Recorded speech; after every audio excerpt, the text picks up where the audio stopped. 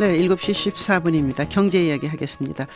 계속 전해드렸습니다마는 오늘 새벽 미국이 금리 인상을 단행했죠. 예견된 일이었지만 그래도 막상 닥치면 여러 가지 걱정이 되는 게 사실입니다. 무엇보다도 금리가 오르면은 1,200조 원에 이르는 가계부채, 또 2,400조 원에 이르는 기업 부채의 이자 상환 부담이 어떻게 될 것인가, 악성 부채가 늘어나는 건 아닌가, 또 개인별로 우리 가정은 어떻게 될까, 여러 가지 일이 있으실 것 같습니다. KB국민은행 부동산팀의 박합수 팀장을 만나겠습니다. 안녕하십니까? 네, 안녕하십니까? 네, 일단 미국의 금리 인상이 주택시장에 미치는 영향 일단 어떻게 보십니까? 우선 이제 미국발 금리 인상이 사실상 단행이 되면서 네. 부동산 시장 자체도 심리적으로 좀 위축되지 않겠나 예상이 됩니다. 네. 가장 큰 문제가 과연 그 대출금리 인상으로 바로 연결될 것이냐의 사항인데요. 네. 당장은 이제 우리나라 기준금리와 연계되지 않기 때문에 당장 기준금리 인상으로 인한 연계 상승은 나타나지 않을 것으로 보입니다만, 네. 역시 이제 문제는 시장금리입니다. 시장금리가 네. 미국발 금리 인상에 미리 대비하는 차원에서 한 0.2에서 0.5% 정도 상승을 한 상태거든요. 네. 그렇게 본다 그러면 이제 추가적으로 과연 네. 얼마 정도 상승이 될 거냐의 문제인데, 대략적으로 한 0.2에서 한 0.3 정도의 대출금리 상승 가능성은 시장에서 있지 않겠나 이렇게 예상이 됩니다. 네. 그런 만큼 이제 최근에 네. 이런 그 주택 시장의 공급 과잉 우려, 여기에 또 엊그제 단행된 이런 대출 규제 관련해서 대략 한 3중고가 한꺼번에 쏟아지는 문제가 되기 때문에 네. 부동산 시장 전체적으로 위축의 강도는 조금 더 세질 수가 있다 이렇게 좀 보여집니다. 네, 그 대출 얘기를 좀 들려주세요. 주택 담보대출 상환 능력 평가, 네. 그게 기준이 달라진 건가요? 우선 이제 전체적인 그 주요 내용을 잠깐 말씀드리면, 네. 종전에 이제 담보 위주의 대출 관행에서 차주의 상환 능력 중심으로 전환하겠다 이런 얘기가 되고요. 네. 이제 소득 증빙 자료 이거를 아주 심사를 강화하겠다 이런 얘기입니다. 네. 그래서 철저히 소득 대비 대출을 받을 수 있도록 안내하겠다 이런 얘기가 되고요. 네.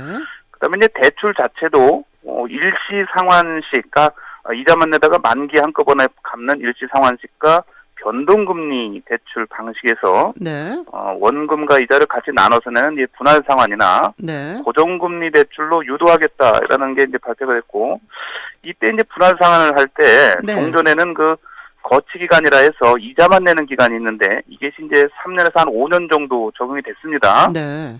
이 기간을 1년으로 단축하는 이런 내용이 포함되어 있습니다. 그게 굉장히 큰 것 같은데요?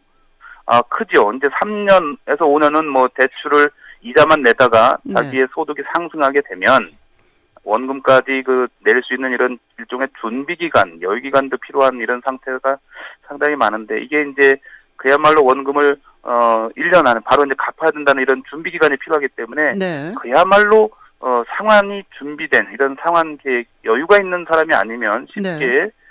이런 그 대출을 받아서 집을 사기는 더 좀 어려워졌다 이렇게 좀 볼 수도 있겠습니다. 지금 현재 1억이 없어서 그게 부족해서 담보대출이 아닌 본인의 월급이나 이런 소득 증빙 서류를 가지고 대출을 받았는데, 네. 1년 이후에 1억을 갚을 능력이 생겨난다는 건 거의 불가능한 거 아닌가요? 네, 물론 이제 그 1억을 우리가 이제 이게 장기 대출이기 때문에 네. 20년이나 30년 분할 상환입니다. 네, 네. 그렇게 되면 한 달에 한 30년을 네. 하게 되면, 네. 예를 들어서 한 2억 원 정도를 받았다고 했을 때 한 30년 분할 상환하게 되면 한 60만 원 정도 원금을 네. 상환해야 됩니다, 매월. 네, 네. 그러면 2억에 대해서 3%라고 가정하면 한 달에 이자가 한 50만 원 정도. 네.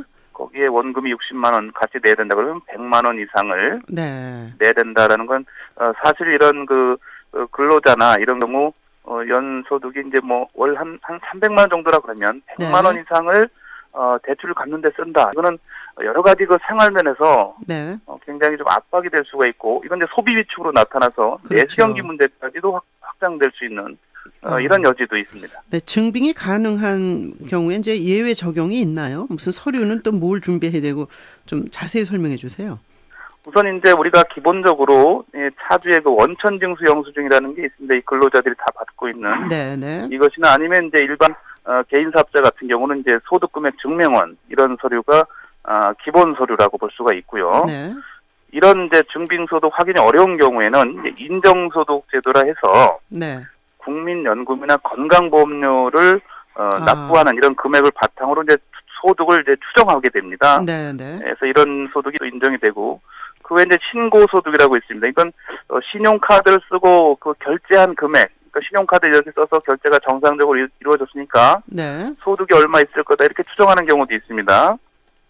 그리고 이제 매출액이나 임대소득도 소득으로 환산이 되니까 이런 것들을 가지고 또 다시 한번 추정해서 소득을 네. 증빙할 수 있다 이렇게 좀 제도를 만들어놨습니다. 그렇군요. 자, 근데 이제 그 자영업자의 경우요. 또 이제 빚을 네. 많이 갖고 있는 분도 계시잖아요. 근데 네네. 집을 담보로 대출받기가 좀 어려워진다는 얘기신가요?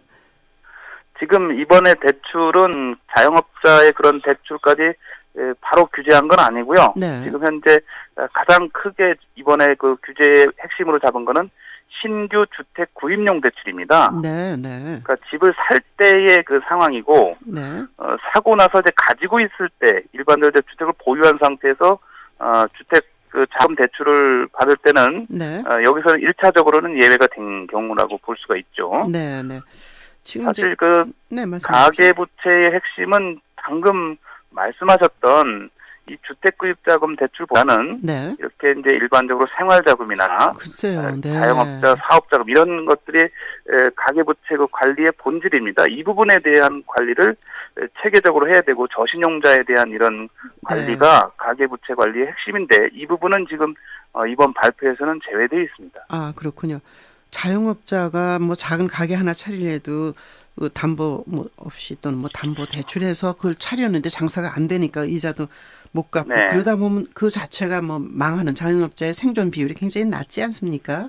예. 굉장히 그러다 보면 제2금융권으로 가고 그 위험에 속하고 이러는 것 같은데 지금 현재 주택 구입을 해야 되겠다. 아까 이제 신규 주택의 경우 말씀하셨는데 네네. 혹시 주의할 점이 있습니까? 결국은 이제 지금 시장 상황 분위기가 네. 조금 전에 말씀드렸다시피 심리적으로 많이 위축된 상태이기 때문에 네. 가장 큰 문제는 내가 과연 이런 시점에 집을 사야 될 것이냐 이런 매입 시기에 대한 문제가 먼저 떠오를 겁니다. 알겠습니다. 예. 정말 그런데 이제 이왕 신중하셔야지. 받겠다고 한다 그러면 네. 우선 1차적으로 뭐 단순하게 대응을 한다 그러면 당장 제도 실시 전인 1월까지 수도권에서는 받아야 된다는 것도 필요하고요. 알겠습니다. 1월까지 결정을 하셔야 되겠습니다. KB금융 네네네. 부동산팀의 박합수 팀장이었습니다.